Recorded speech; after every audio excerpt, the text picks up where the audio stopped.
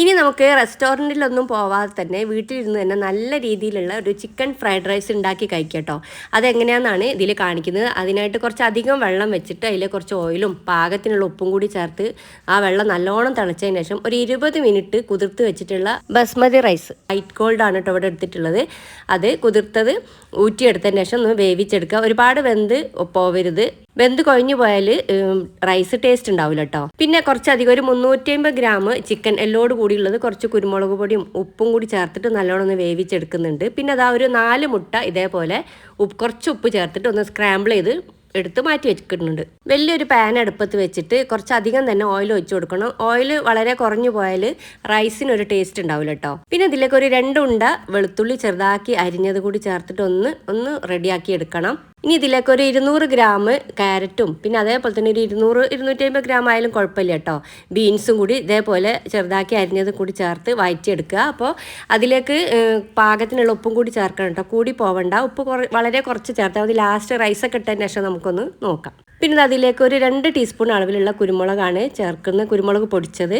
പിന്നെ 1 കിലോ റൈസാണ് കേട്ടോ റെഡിയാക്കി എടുക്കുന്നത്. കുരുമുളക് പൊടി ഇട്ടൊന്ന് വഴറ്റിയെടുത്തതിൻ്റെ ശേഷം പിന്നെ ഇതിലേക്ക് കുറച്ച് സോസുകൾ ചേർത്ത് കൊടുക്കണം. അതിലേക്ക് 2 ടേബിൾ സ്പൂൺ അളവിലുള്ള സോയാ സോസാണ് കേട്ടോ. ഒരു ഡാർക്ക് സോയാ സോസാണ് ചേർക്കുന്നത്. അപ്പോൾ അതുകൊണ്ട് തന്നെ നോക്കിയിട്ട് ചേർത്താൽ മതി. നിങ്ങളത്തിൽ ലൈറ്റ് ആണെങ്കിൽ കുറച്ചധികം ചേർക്കേണ്ടി വരും. പിന്നെ ചില്ലി സോസാണ് കേട്ടോ ചേർക്കുന്നത്. റെഡ് ചില്ലി സോസ് വേണമെങ്കിൽ ചേർക്കാം. ഞാൻ ഗ്രീൻ ചില്ലി സോസാണ് കേട്ടോ എടുത്തിട്ടുള്ളത്. അതായാലും കുഴപ്പമൊന്നുമില്ല. ഇതൊക്കെ പാകത്തിന് ചേർത്ത് കൊടുത്താൽ മതി. ഇതൊക്കെയാണ് ഫ്രൈഡ് റൈസ് ടേസ്റ്റ് കൂട്ടുന്നത്. പിന്നെ നമ്മളിതിൽ സ്പ്രിംഗ് ഒനിയനോ അല്ലെങ്കിൽ സെലറിയോ ഒന്നും ചേർക്കുന്നില്ല കേട്ടോ.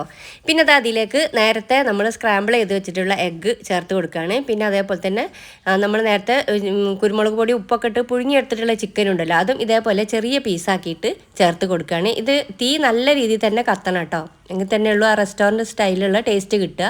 പിന്നെ കൂടുതൽ റെസ്റ്റോറൻറ്റ് സ്റ്റൈൽ ടേസ്റ്റ് കിട്ടണമെങ്കിൽ അവർ അജിനാമോട്ടോ ഒക്കെ ചേർക്കാറുണ്ട്. നമ്മൾ പിന്നെ വീട്ടിലത്തെ കുക്കിങ്ങിൽ അങ്ങനത്തെ ഒന്നും ചേർക്കാറില്ലല്ലോ. ഇനി നമ്മൾ ഉപ്പൊക്കെ നോക്കിയിട്ട് പാകത്തിനുള്ളത് ചേർത്ത് കൊടുക്കണം. നല്ലോണം ഒന്ന് വെജിറ്റബിൾസൊക്കെ കൂടുതൽ വെന്ത് പോവരുത് കേട്ടോ. ചൈനീസ് കുക്കിങ്ങിൽ അപ്പോൾ കൂടുതൽ വേവാൻ പാടില്ലല്ലോ. പിന്നെ അതേപോലെ തന്നെ നമ്മൾ നേരത്തെ റെഡിയാക്കി വെച്ചിട്ടുള്ള റൈസുകളൊക്കെ ഒന്ന് നേരത്തെ തന്നെ റൈസ് മാത്രം ഒന്ന് വേവിച്ച് മാറ്റി വെക്കണം. എങ്കിൽ തന്നെ ഉള്ളൂ നല്ല ടേസ്റ്റ് കിട്ടുക കേട്ടോ. ഇതിലൊക്കെ ഞാൻ ചൂടാറിയതിന് ശേഷം റൈസ് ഫ്രിഡ്ജിലോട്ട് എടുത്ത് വെച്ചതിന് ശേഷം നല്ലോണം തണുപ്പിച്ചതിന് ശേഷമാണ് കേട്ടോ ഇതിലേക്ക് ചേർത്ത് കൊടുക്കുന്നത്.